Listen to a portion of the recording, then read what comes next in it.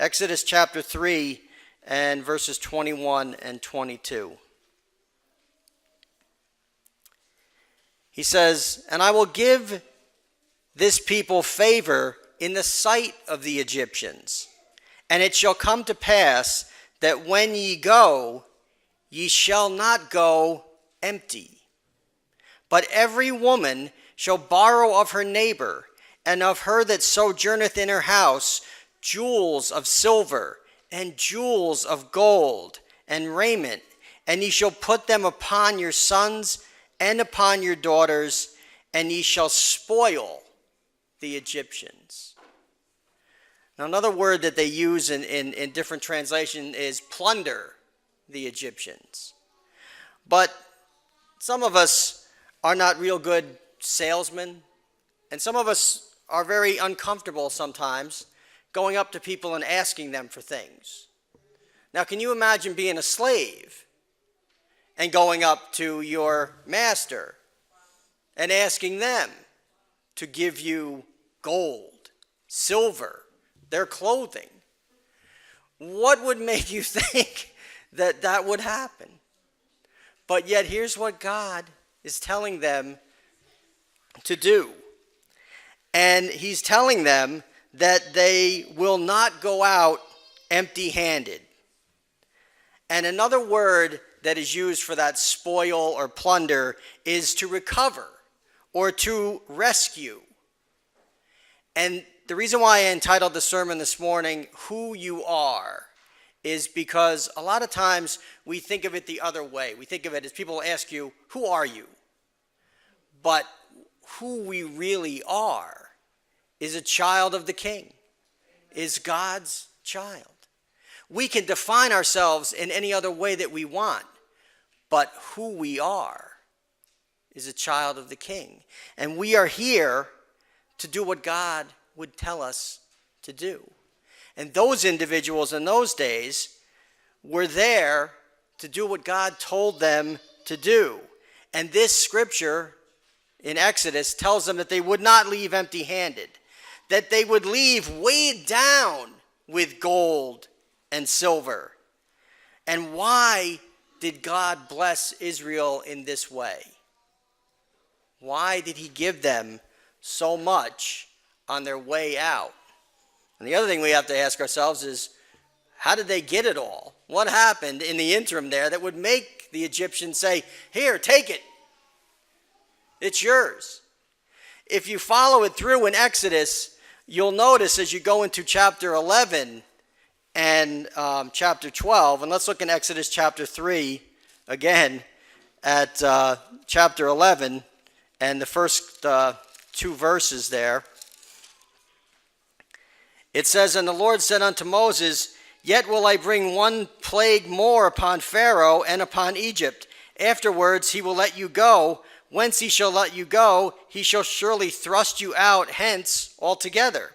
Speak now in the ears of the people, and let every man borrow of his neighbor, and every woman of her neighbor, jewels of silver and jewels of gold." Notice it's not just the women now, it's the men also that are to ask. So everybody is asking right now as God says they'll be on their way out of Egypt.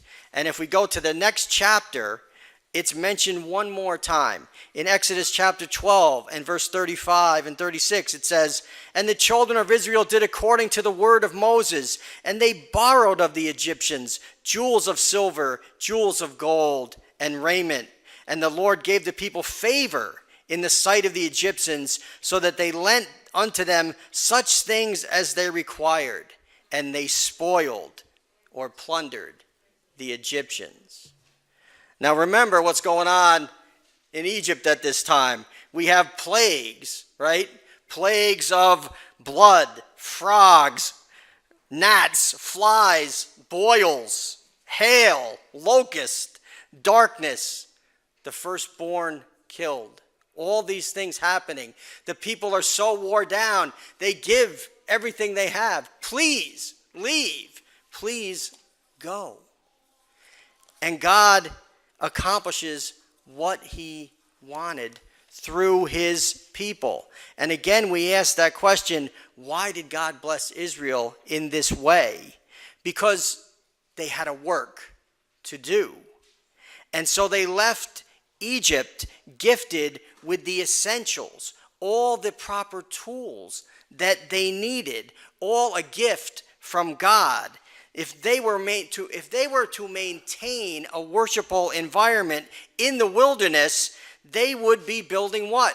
God's sanctuary. So they needed gifts, talents, tools that they could get with this silver, with this gold, with this raiment. They needed what was sufficient to meet their needs, and God gave it to them. Now, I want us to think about it as we move forward into our subject for today, which is the upper room. And what was the situation there? Would Christ be able to prepare this group of apostles for when he was gone? And what lessons can we learn from what he did? You know, in the ancient world, foot washing was a common element of hospitality. In a dusty country where people wore sandals, this task was usually performed by the lowliest member of the household, usually a slave. So when they're coming into that upper room on that night, what kind of attitude did the apostles have? Were they thinking lowly or were they thinking high? So let's turn in our Bibles to Luke chapter 22 and verses 24 to 27. Luke chapter 22 and verses 24 and 27.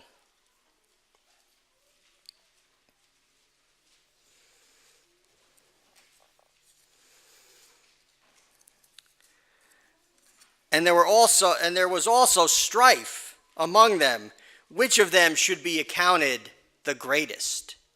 And he said unto them, the kings of the Gentiles exercise lordship over them, and they that exercise authority upon them are called benefactors.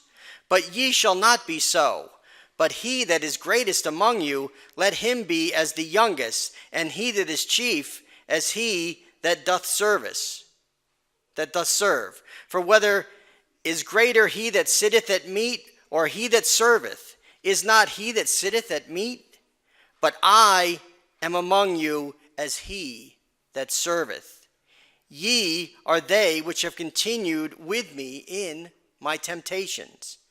And I appoint unto you a kingdom, as my Father hath appointed unto me, that ye may eat and drink at my table in my kingdom, and sit on thrones judging the 12 tribes of Israel. Think about that. Think about what he's offering them. Only in Luke do we have this account of the dispute that shows us how far the 12 closest to him were from understanding why he had come. Imagine that, traveling around for 3 years with Jesus, and still, here at the very end, they do not understand why he's come. And he's continually teaching them. And then in those last verses, we see that the disciples should serve rather than seek greatness. That doesn't mean that they're going to go unnoticed, because we are what? We are children of the King. They were promised a wonderful future, which includes judging the tribes of Israel. Each one of us is promised a wonderful future in the eternal kingdom. Each one of us. So when they entered the upper room that night, what do you think their attitude was? They're there to go in with Jesus for what he's telling them is the final time to eat the Passover with him. Look in John chapter 13, and we'll read verses 1 through 5. Now, I want us to keep in mind as I read these, keep the Judas part of the story kind of off to the side. Okay? Just think about what the 12 are doing here. It says in John chapter 13, "Now before the feast of the Passover, when Jesus knew that his hour was come, that he should depart out of this world unto the Father, having loved his own which were in the world, he loved them unto the end. And supper being ended, the devil had now put into the heart of Judas Iscariot, Simon's son, to betray him. Jesus, knowing that the Father had given all things into his hands, and that he was come from God and went to God, he riseth from supper, and laid aside his garments, and took a towel, and girded himself. After that he poureth water into a basin, and began to wash the disciples' feet, and to wipe them with the towel wherewith he was girded." We'll stop right there.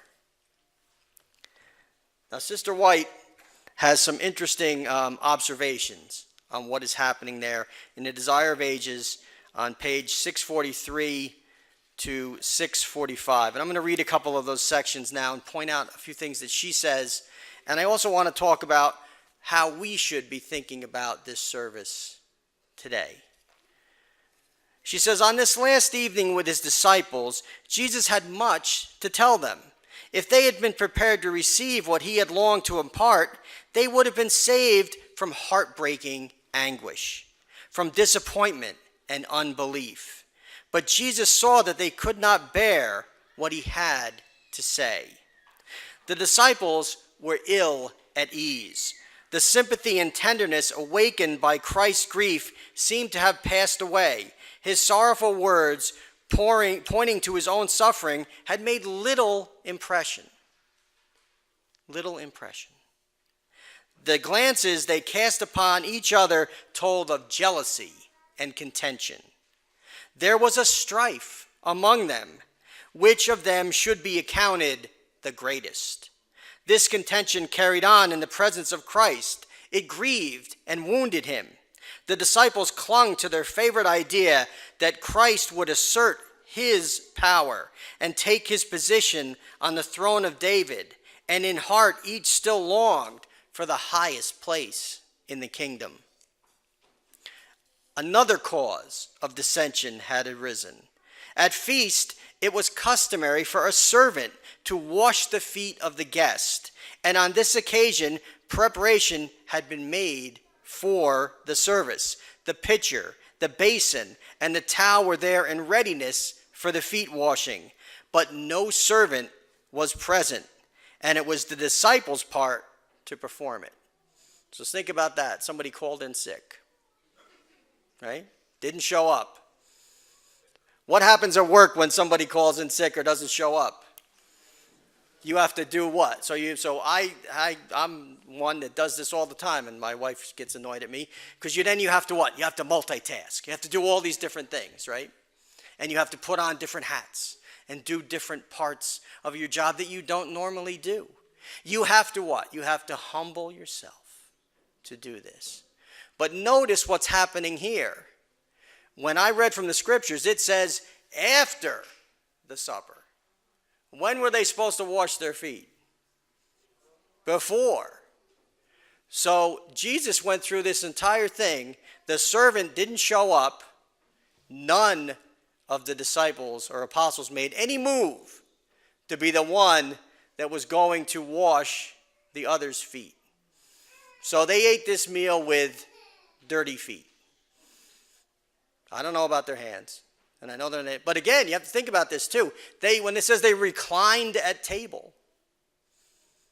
So they're laying down eating, and their feet got to be somewhere, right? So who knows how cleanly this was. But let me read what it says next. What Sister White says next. The disciples made no move toward serving one another. Jesus waited for a time to see what they would do. Then he, the divine teacher, rose from the table. Laying aside the outer garment that would have impeded his movements, he took a towel and girded himself. With surprised interest, the disciples looked on, and in silence waited to see what was to follow. After that, he poureth water into a basin and began to wash the disciples' feet, and wiped them with the towel wherewith he was girded. This action opened the eyes of the disciples. Bitter shame and humiliation filled their hearts. They understood the unspoken rebuke and saw themselves in an altogether new light. So Christ expressed his love for his disciples. He knew that the Father had given all things into his hands and that he came from God and went to God. He had full consciousness of his divinity, but he laid aside his royal crown and kingly robes and had taken the form of a servant. One of the last acts of his life on earth was to gird himself as a servant and perform a servant's part. Notice how God here again intervenes, this time through his Son, Jesus Christ. By his unselfish acts, Jesus was providing the apostles with exactly what they needed. Jesus and his teachings are sufficient for our needs. Just like that silver, gold, and raiment was sufficient for their needs in the Exodus, his teachings now are sufficient for our needs. And through his example, Jesus was equipping them for service. Instead of silver and gold, this time it was what? It was humility that fit the bill. Humility was what they needed. They were too high on themselves, too holy to act. What about you? Will you follow Jesus' teachings today? Will you follow his example? Will you proclaim it you proclaim to be his followers? And yet, each time we have the foot washing, there are still people that sit in the sanctuary. The answer today is the same as it was in the upper room over 2,000 years ago. Humble service. Notice how Sister White says he was laying aside his outer garment. Laying aside, basically stripping down. We're not asking anybody to take off anything today except your socks, right? You know, a lot of times our worship is not designed to please or entertain us. No, our worship is to honor and glorify him, the one who gave us life and who will save us from an eternal grave. We worship the Lord, not the church service. So we must be humble because we are gifted for humility. A lot of times we say in our heads, I'm not going to touch somebody's gnarly old feet. No, gnarly old feet. Think about the feet that Jesus washed that night. Those are some dirty feet. All right, people are wearing sandals, walking around. Feet were dirty. Okay. Last week when Elder Ortiz was here, he said what? You had the recommendation from Sister White was to take 2 baths a week. That was a lot back in her day. People took 1 bath a month in the 1800s if they were lucky. Okay? Yet Sister White, she washed some gnarly old feet. I'll guarantee it. All right? Because people they had different standards of cleanliness back in those days. Do you know in those days, people wouldn't listen to me because I don't have a beard. Okay? Men had to have a beard. But if you're not taking a bath, we are so blessed that we have showers and running water and things like that. If you're not taking a bath every day and you're not taking a shower every day, you got some stuff in your beard. You're kind of grungy old, they're wearing the same clothes over and over and over again, and yet they had foot washing. Somebody was washing their feet. So when we talk about it today, we've all taken showers. We're as clean as we can be, all right? We've manicured our toes. We're ready to go. In those days, they didn't have any toenail clippers. I don't even know they had toenail. I don't know what they used in the 19th century, a pocket knife. I don't know. I have no idea. But still, think about it today when you say, I'm not doing that. That's too much for me. And what about Jesus? Laying aside the outer garment that would have impeded his movements, stripping down to wash their feet, in his skivvies to wash their feet. What is he asking you to do today? who benefits and in what ways? We all benefit from this by humbling ourselves and serving our brothers and sisters. And we do it to draw closer to Jesus and to draw closer to one another. So let's follow his example and wash one another's feet. We're going to do that right now. The men are downstairs in the boardroom. The ladies are in the fellowship hall. And there's a room downstairs for the couples. So let us depart the sanctuary at this time to wash one another's feet. Amen.